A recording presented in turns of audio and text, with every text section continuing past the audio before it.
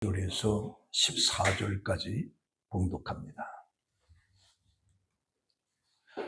솔로몬이 여호와의 전과 왕국 건축을 마치고 솔로몬의 심중에 여호와의 전과 자기의 궁궐에 그가 이루고자 한 것을 다 형통하게 이루니라.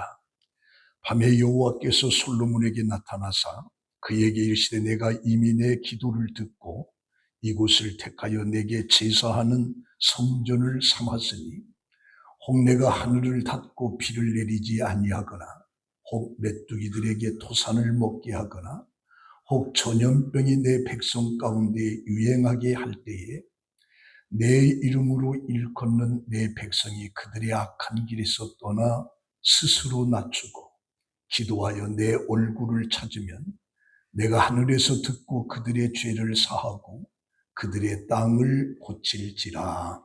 아멘.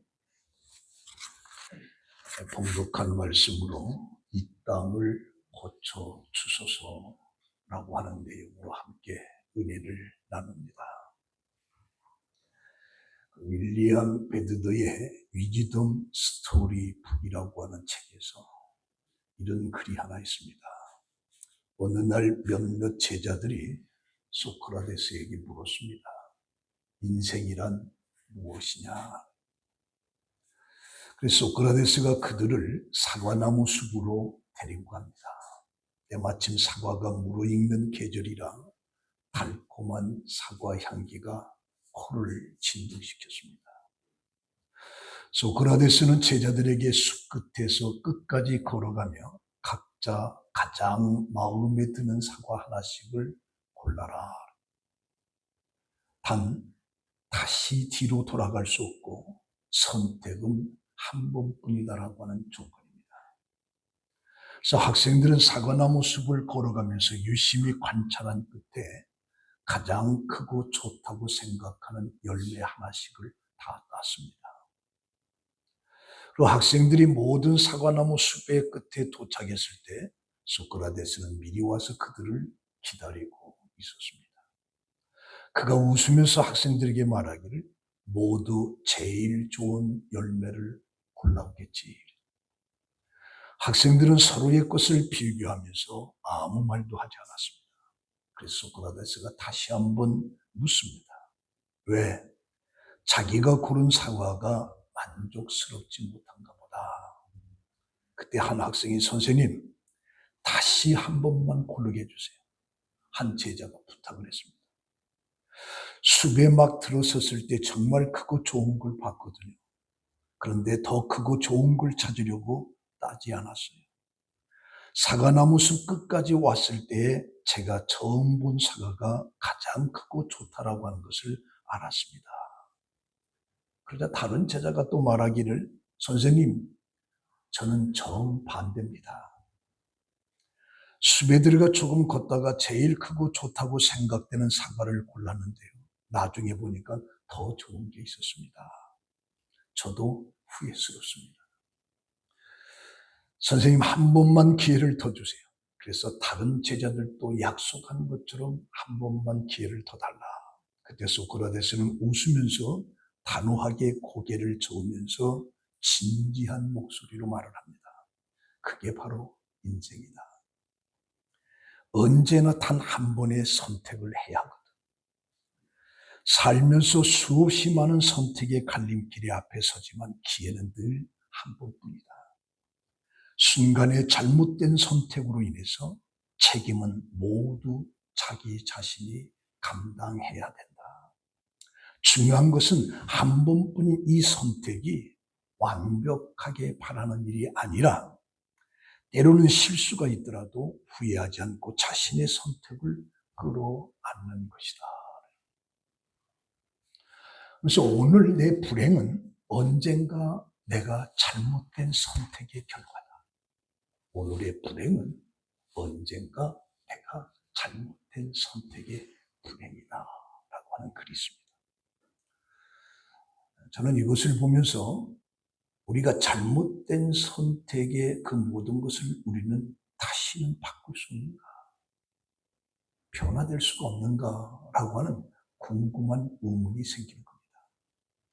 그래서 이 오늘 본문은 솔로몬이 성전을 건축한 후에 역대하 6장 속에서는 성전 봉헌 기도를 드립니다. 그리고 7장에서는 하나님께서 기도의 응답이 나오는 내용이 되고 있습니다. 그래서 13절에 보면 혹 내가 하늘을 닫고 비를 내리지 않거나 혹 메뚜기들에게 토산을 먹게 하거나 혹 전염병이 내 백성 가운데 유행하게 될 때에 그때 고침받는 길이 뭐냐? 치유되는 길이 뭐냐? 그것이 바로 14절에 나옵니다. 내 이름으로 일컫는 내 백성이 그들의 악한 길에서 떠나 스스로 낮추고 기도하여 내 얼굴을 찾으면 내가 하늘에서 듣고 그들의 죄를 사하고 그들의 땅을 고칠지라. 여기서 내 이름으로 일컫는 내 백성이라고 하는 것은 하나님의 백성을 말하는 겁니다. 신약을 통해서 예수 그리스도를 믿는 하나님의 백성을 말하는 겁니다. 또한 성도라고도 얘기합니다. 근데 이 성도는 존귀한 자들이에요. 왜 존귀한 것이냐? 바로 존귀한 하나님의 백성이기 때문에.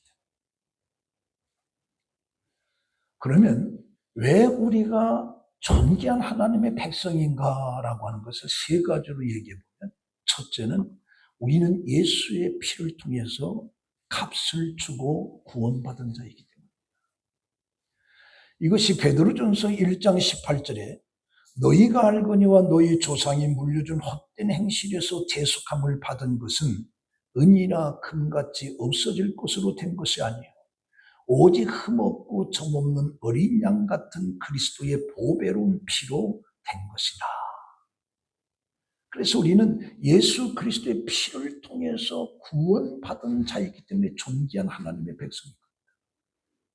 두 번째는 우리는 하나님의 자녀이기 때문입니다. 요한복음 1장 12절에 영접하는 자 그 아들 이름을 믿는 자들에게는 하나님의 자녀가 되는 권세를 주셨다. 영접하는 자 그 이름을 믿는 자에게는 하나님의 자녀가 되는 권세를 주셨다. 그래서 우리는 왜 존귀하냐? 하나님의 자녀이기 때문에. 세 번째는 우리는 하나님의 사람이기 때문입니다. 디모데전서 6장 11절에 오직 너 하나님의 사람아 이것을 피하고 의와 경건과 믿음과 사랑과 인내와 온유를 따르며 믿음의 선한 싸움을 싸우라. 영생을 취하라. 이를 위하여 내가 부르심을 받았고 많은 증인 앞에서 증언하였더라. 그래서 오직 너 하나님의 사람아. 그래서 우리는 존귀한 존재가 되는 겁니다. 그래서 우리가 창세기 18장을 보면 여호와께서 이르시되 내가 하려는 것을 아브라함에게 숨기겠느냐. 그러면서 소돔과 고모라 성의 그 멸망을 당하기 전에 아브라함에게 하나님께서 말씀을 하신 겁니다. 그때 아브라함은 중보 기도를 하면서 하나님 이 소돔과 고모라 성을 멸망시기에 이 성을 전부 다 멸망시킨다고 하면 그 안에 의인이 있을 텐데 의인은 어떠라는 겁니다. 그러면서 이 땅에 의인 50명이 있으면 어떡하겠냐. 내가 그 성을 멸하지 않겠다. 40명, 30명, 그래서 10명까지 옵니다. 10명이 있어도 내가 이 성을 멸하지 않겠다. 그러니까 소돔과 고모라 성에 의인 10사람이 없었다는 거죠. 그래서 그 성은 결국에 멸망을 당하고 맙니다. 그런데 이 바닷물의 염분이 3%입니다. 그 3%의 소금기가 있기 때문에 바닷물이 썩지를 않습니다. 어쩌면 이 땅에 우리 기독교인들이 1000만 명이라 700만 명이라 그렇게 얘기하는데 15%에서 20%가 됩니다. 3%도 바닷물이 썩지 않는데 이 땅의 기독교인들 15%, 20%. 그런데 이 땅에는 심각한 문제가 있는 거죠.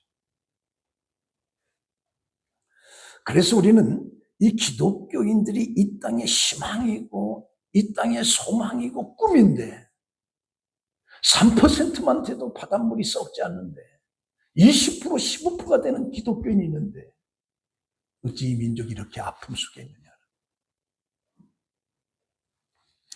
메가더 장군이 2차 대전 끝난 후에 일본에서 이런 연설을 합니다. 온 세계가 당면하고 있는 문제는 경제 문제고, 경제 문제는 군대 문제고, 군대 문제는 정치 문제고, 정치 문제는 정치가의 양심 문제다. 양심 문제는 도덕의 문제고, 도덕의 문제는 종교의 문제고, 종교의 문제는 신학의 문제다. 이 시대에 수많은 문제가 산적해 있지만 그 문제는 결국 하나로 귀결되는 겁니다. 신학 곧 하나님에 대한 믿음의 문제입니다. 오늘 우리의 문제는 어떤 환경이나 상황이 아니라 보다 근원적인 신앙의 문제라고 하는 것을 우리가 알아야 됩니다.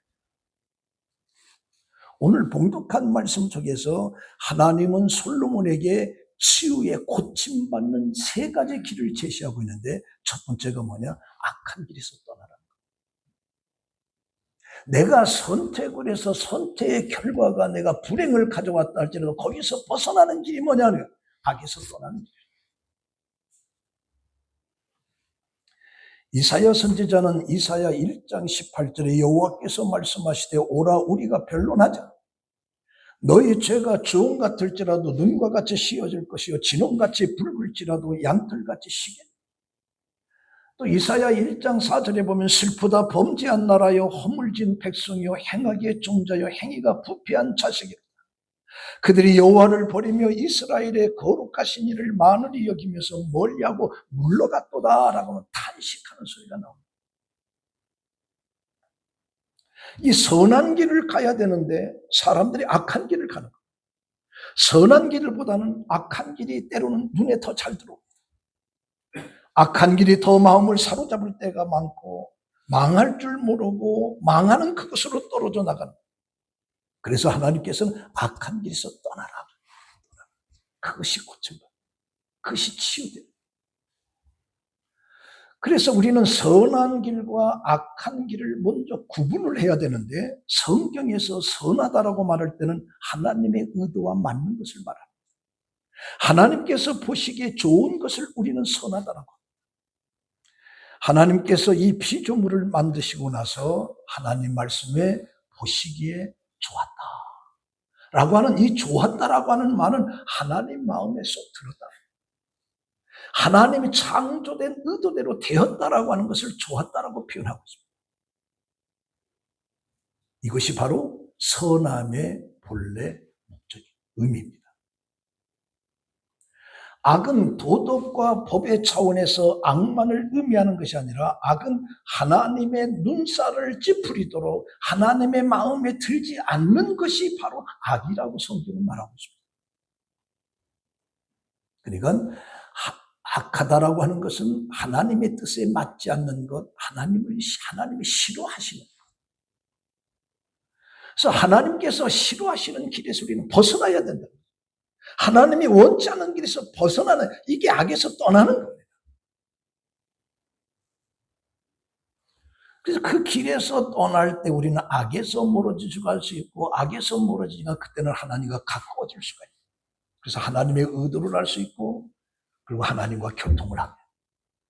그럴 때 우리가 할 수 있는 것이 뭐냐? 하나님의 이 땅을 고쳐주시옵소서. 그때 할 수 있어요. 악에서 떠나고 나서 하나님이 이 땅을 고쳐주옵소서. 그 기도가 그때 응답된다. 요나서 3장에 보면 니느웨 사람들이 하나님을 믿고 금식하고 높고 낮은 자들을 막론하고 굵은 베옷을 입고 전부 다 회개 속에 들어갑니다. 이 일이 니느웨 왕에게 들려옵니다. 그러자 그 왕도 보좌에서 일어나서 왕복을 벗고 굵은 베옷을 입고 제위에 앉으면서 조서를 내립니다. 사람이든지 짐승이든지 다 굵은 베옷을 입을 것이요 심수 하나님께 부르짖을 것입니다. 각기 악한 길과 손으로 행한 강포에서 떠날 것이라. 이게 임금이 내린 조서입니다. 악한 길에서 떠날 것이라. 그래서 10절에 보면 하나님이 그들이 행한 것 곧 그들이 악한 길에서 돌이켜 떠난 것을 보시고 하나님의 뜻을 돌이키사 그들에게 내리기로 한 말씀의 재앙을 그 땅에 내리지 않았더라. 떠난 것을 보시고. 영국의 조지 얼리엇이라고 하는 사람이 사람에게는 5가지 감옥이 있다. 첫째는 감정의 감옥. 사람은 이기적인 감옥에서 나오지를 못하고 있어요. 그래서 이기심과 자기 자랑과 이런 큰 감옥 속에서 벗어나기 전에는 사람다운 삶을 살 수가 없다. 그래서 감정의 감옥에서 벗어나야 된다. 두 번째는 근심의 감옥에서 벗어나야 된다. 염려나 걱정에 매여서 근심하면서 살아가는 그 근심의 감옥에서 벗어나야 된다는 거죠. 셋째는 향수의 감옥입니다. 지난날 내가 어떻게 했는지, 과거 속에 내가 이런 삶을 살았는데 과거 속에 살아가는 거기서 벗어나야 돼요. 네 번째는 비교의 감옥입니다. 다른 사람이 가지고 있는 것을 부러워하면서 살아가는 그 자체가 비참한 건데 그 비교의 감옥에서 벗어나야 돼요.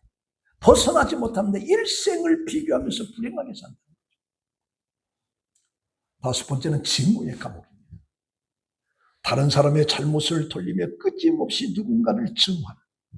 그래서 이 다섯 가지 감옥에서 벗어나지 못하는 절대로 존귀한 성도의 삶을 살아갈 수가 없다는 거죠. 하나님의 백성으로서 존귀한 성도의 삶을 살아가려면 이런 것부터 떠나야 된다.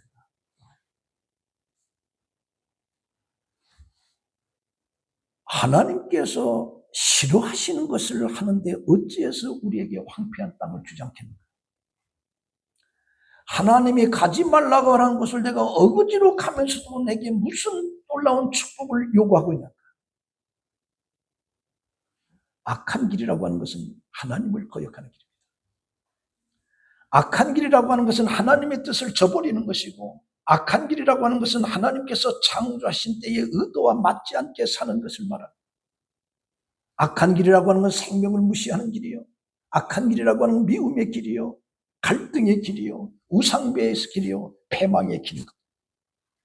그래서 예수님께서 말씀하시기를 이 악한 곳에서 떠나라. 악한 길에서 떠날 때에 하나님께서 황폐한 땅을 고쳐주겠다는 거죠. 불순종하고 악한 길에 빠른 백성들을 향해서 악한 길에서 돌아오라. 그렇다고 하면 오늘 우리 민족이 사는 이 길이 어디에 있다고 생각하느냐? 백성들이 악한 길에서 돌아오라. 오늘의 이 민족, 우리나라, 이 세계의 어떤 절망적인 이런 상황 속에서 우리가 벗어나고 고침받을 수 있는 건 뭐냐? 벗어나는 길. 악한 길에서 벗어나. 그래야 하나님께서 이 땅을 고쳐주십니다. 이것이 오늘 우리 민족이 사는 길이요, 우리의 가정이 사는 거리요, 우리 교회 사회가 사는 길이죠. 떠나지 않으면 안 된다. 떠나야 된다. 내가 왜 이렇게 불행한가? 내 삶이 왜 이렇게 곤고한가? 하나님이 원치 않는 것을 떠나야 돼. 떠날 때 우리는 고침을 받을 수가 있는. 내가 선택을 잘못했다 할지라도 내가 깨닫고 떠나면 하나님이 치유해 주시는. 두 번째는 스스로 낮추는 거예요. 모래를 예찬하는 글이 있습니다. 모래는 모래 이상이다. 모래는 돌 중에서 가장 작지만 쓰임새에 있어서는 큰 들보다 나으면 나을지 부족한 것이죠. 모래의 쓰임새는 다른 것에 비유하면 절대적인 겁니다. 그러면 모래가 왜 그처럼 쓰임새가 많은 것일까? 이유는 하나입니다. 쪼개지기 때문에. 쪼개지고 더 쪼개질 수 없는 그 모래가 쓰임새가 더 많다. 다시 말하면 더 이상 내려갈 수 없을 만큼 내려갔다는 거예요. 모래처럼 내가 한번 쪼개져 버려. 모래처럼 한번 낮아보라는 거예요. 모래처럼 난 내려가 보라. 그럼 왜 쓰임을 받지 못하는가? 모래처럼 살아봐라. 그러면 쓰임 받는다. 나 자신을 낮추면 낮추고 또 낮추면 쓰임 받는다. 지혜서라고 하면 우리가 잠언서를 얘기하는데, 전도서를. 이 지혜서에서 지속적으로 가르치는 거 있다라고 하면 뭐냐? 바로 겸손입니다. 우리가 잠언을 쳐다보면 결론적인 것이 겸손입니다.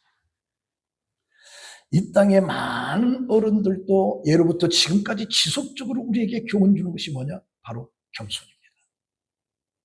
문제가 생긴 것을 자세히 살펴보면 그 문제가 생길 수밖에 없는 상황인데 그것을 들여다보면 전부 다 교만성에 빠진 거예요. 겸손이 없는 거예요. 우리 창세기 11장에 보면 바벨탑 사건이 나옵니다. 바벨탑을 쌓는 그 까닭이 뭐냐? 자, 성과 대를 쌓아 대 꼭대기를 하늘에 닿게 하여 우리 이름을 내고 온 지면에 흩어짐을 면하다라고 하는 그 목적을 가지고 바벨탑을 쌓기 시작하는 거예요. 이 말은 쉽게 말하는 게 뭐냐? 하나님께서 우리를 돌봐주시고 이끌어주지 않아도 우리가 살 수 있다라고, 우리 힘으로 할 수 있다라고 하는 교만이 그 속에 담겨집니다.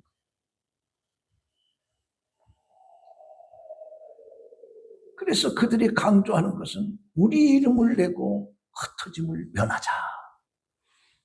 하나님에 대한 도전입니다.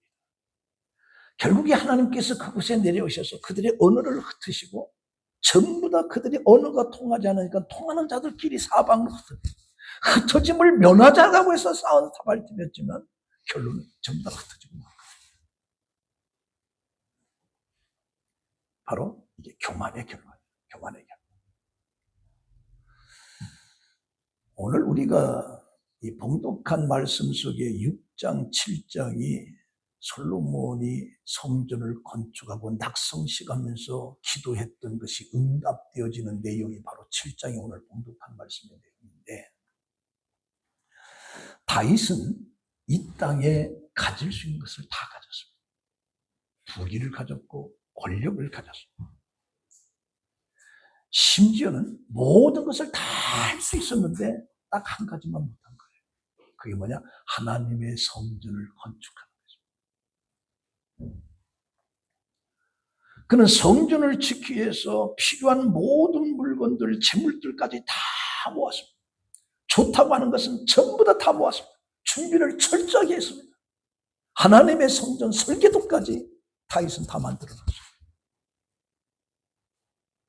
그런데 하나님께서 너는 이 땅에 있는 동안에 피를 많이 흘렸기 때문에 너는 성전을 건축할 수가 없다.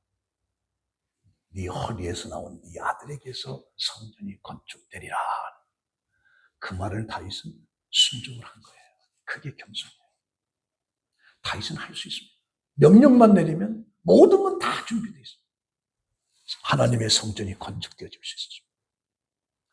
모든 것은 할 수 있는데도 하나님을 섬기는 다윗 왕이 하나님의 성전을 건축하지 못했다라고 하는 이 사실 하나가 다윗은 마음이 아팠고 모든 사람들 앞에 자기의 명성에 흠이 갈 수도 있는 일이었어요.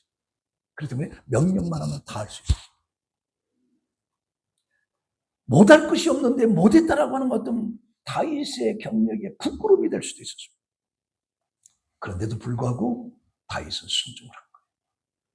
성전을 지을 모든 것이 다 되는데도 너는 안 돼. 그 말에 순종하는 그 다윗이 바로 겸손. 그런 겸손 가운데 자기 주장을 내려놓고 물러나. 그리고 그 아들 솔로몬이 성전을 지은 겁니다. 이 솔로몬은 자기 자신이 한 것이 아니고 아버지가 그랬던 한 것처럼 하나님께서 기도하면서 이 성전의 낙성식을 다 드린 거예요. 성전은 솔로몬이었지만 그 아버지처럼 내가 한 것이 아닙니다. 하나님이 하신 겁니다. 그리고 그 하나님께 성전을 드립니다. 이것이 바로 솔로몬의 겸손입니다. 내 기준으로 내 경험으로 옳다고 여겨진다 할지라도 그것을 하면 안 된다라고 하는 하나님의 말씀에 그것을 내려놓는 그게 겸손이에요. 내 생각에는 이게 옳은데도 아니다라면 내려놓는 그게 겸손이에요. 그래서 해야 된다라고 하는 생각이 있을 때 하나님께서 아니다라고 할 때는 안 내려놓는 거예요. 하나님이 아니다면 아닌 거예요. 그게 겸손이에요. 그 옥스퍼드 대학에 존 오헨이라고 하는 박사가 있습니다.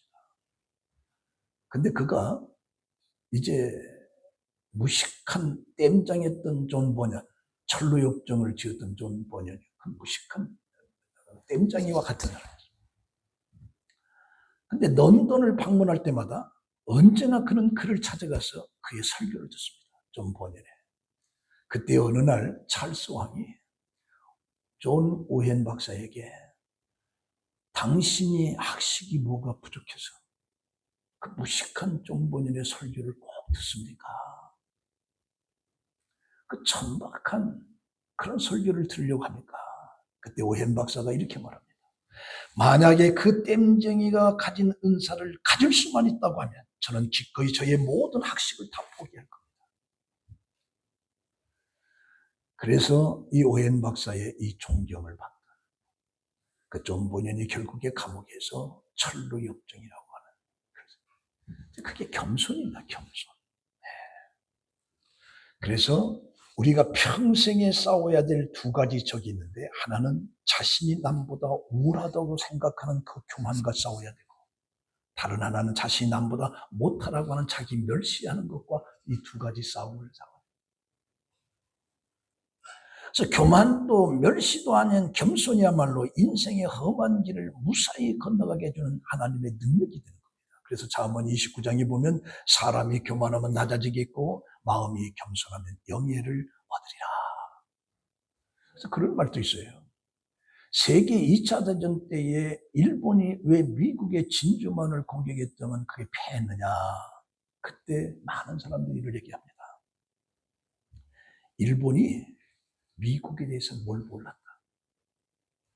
그러면서 그 샌프란시스코의 골든 브릿지, 그 샌프란시스코에서 골든 브릿지만 쳐다봤어도 일본이 미국을 공격하지 못했을 것이다.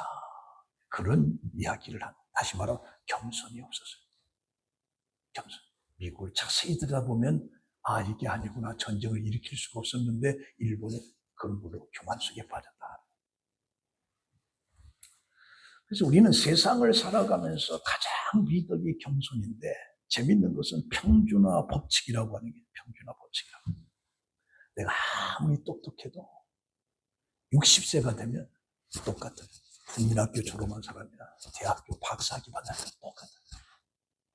우리 목사들도 유명한 목사나 저 변두리에 있는 목사나 나이 먹으니까 똑같아. 변할 거 하나도 없어요. 70대에 가도 성평준합니다. 그러니까 여자가 있으나 없으나 똑같아. 부인이 있으나 없으나 똑같아. 평준합니다. 80세가 되면 부의 평준화가 부의. 있는 자나 없는 자나 하루 3끼 먹어. 있다고 해서 그냥 엄청나게 먹을 수가 없어요. 그냥 가면 갈수록 위가 쫄아들어가지고 조금만 먹으면 배부른 거예요. 이게 80세가 되면 있으나 없으나 하루 3끼가 조금 먹는 거 그걸로 만족하고 없으나 젊었을 때는 막 먹지만 나이 먹어서 90세는 생사의 평준하다. 죽으나 살아 죽은 거나 사는 거나 똑같다는 거예요. 90세 되면 100세면 되냐 모든 게 변해 다 흙으로 다 돌아가. 뭐냐 인간은 교만할 게 하나도 없어요. 자랑할 게 하나도 없어요. 젊었을 때 뭘 내가 하고 나이 먹으면 다 똑같아요. 다 똑같아요.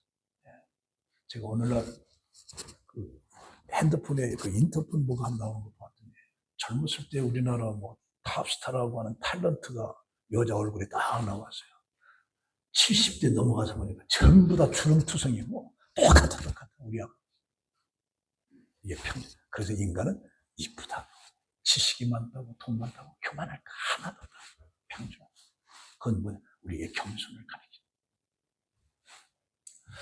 마지막 3번째는 기도하여 하나님의 얼굴을 찾는 거다. 그것이 고침을 받을 수 있는 길이에요. 내가 선택을 잘못했다 할지라도 그 잘못된 선택 속에서 내가 고침 받는가. 그것은 바로 하나님의 얼굴을 찾는 거다. 제가 한 번 또 여러분들이 소개시키는 게 정근모 박사라고 하는 유명한 천재죠. 천재입니다. 그는 나는 위대한 과학자보다 진실한 크리스찬이 되고 싶다. 진실한 그리스도인이 되고 싶다. 그런 책자가 있습니다. 이 정근무 장로는 천재인데 경기고등학교를 1등으로 들어갑니다. 그리고 4개월 만에 검정고시를 고쳐가지고 서울대학교 물리학을 4개월 검정고시 중학교장 바로 서울대로 들어갑니다. 그리고 미시간 대학교에 유학을 갔는데 석사도 받지 않습니다. 바로 박사가 돼요. 그래서 6개월 만에 박사가 되고 그는 24살에 대학 교수로 초빙을 받는 게 우리 정근무 박사입니다. 근데 그가 미국 생활을 하면서 생긴 일인데 10살 된 아들이 신부전증이 갑니다. 신부전증. 그래서 자기 신장, 콩팥이죠. 신장 하나를 자기 아들에게 이식을 해줘요. 근데 그 콩팥이 서로 맞지 않아서 부작용을 일으킵니다.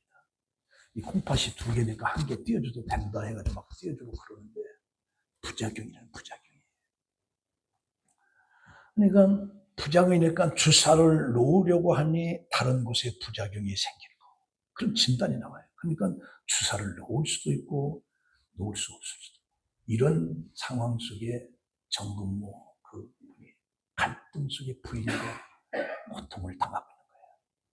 그래서 아들의 생사의 갈림길에서 그들은 새파랗게 질려 있는 순간입니다. 근데 전화가 와서 교회에서 전화가 왔어요.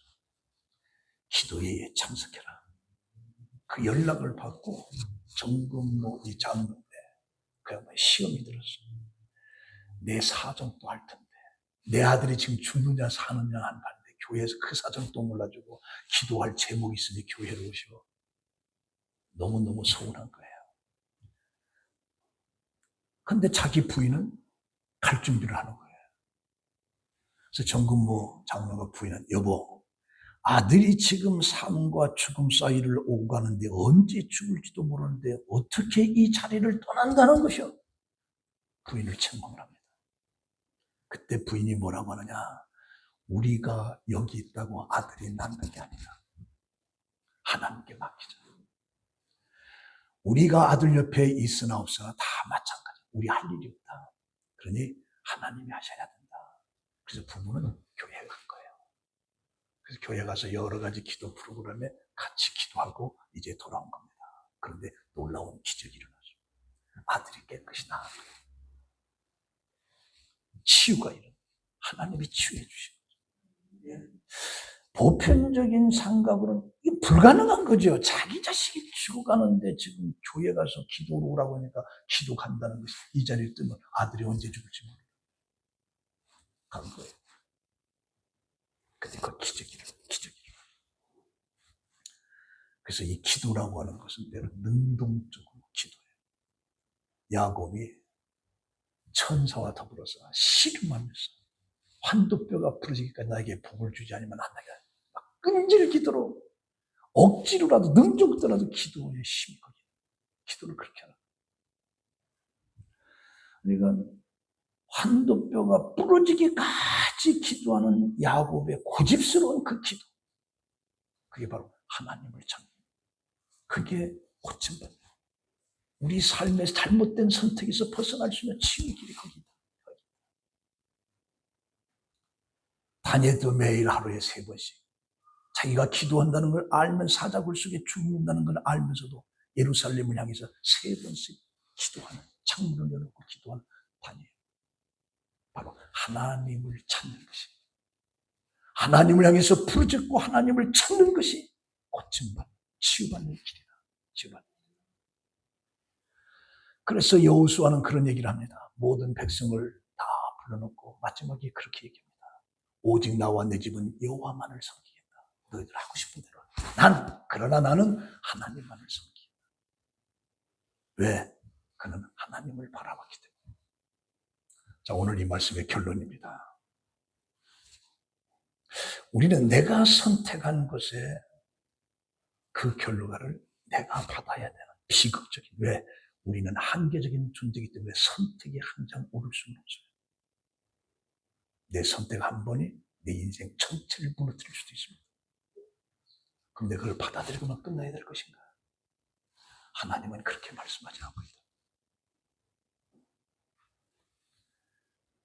그곳에서부터 내가 고침을 받을 수 있는 길이 뭐냐? 일단 악을 떠나라는 거죠. 하나님이 원치 않는 죄악에게서 떠나라는 거죠. 떠나라는 거죠. 그 다음에 겸손해라. 네 자신을 낮추고 겸손해라. 그리고 기도하며 하나님의 얼굴을 구하라. 이것이 모든 것에서 어쩌면 오늘 우리가 처해진 이 현실의 이 나라와 이 사회, 이 경제, 여러분들의 가정이 치유받을 수 있는 길이 바로 이 길이다. 그래서 악에서 떠나서 겸손함으로 하나님을 구하는 것을 통해서 여러분들의 삶에 불편하고 고통스럽고 절망적인 모든 것으로부터 고침받는 그런 역사가 있기를 예수의 이름으로 축원합니다. 아멘. 기도하겠습니다. 하나님 감사합니다. 우리의 어리석음과 미련스러움의 이 선택이 우리로 하여금 고통과 절망 속에 빠질 때가 있습니다. 거기서 우리가 고침받는 길은 오늘 솔로몬을 통해서 하나님께서 응답해 주신 것처럼 우리가 하나님으로부터 원치 않는 모든 것을 과감히 떠나고 내 자신을 낮추는 겸손과 하나님을 구하는 하나님을 찾는 것으로 모든 것으로부터 고침을 받는 축복받는 우리 성복음 성도들이 되게 하여 주시옵소서. 예수님의 이름으로 기도합니다.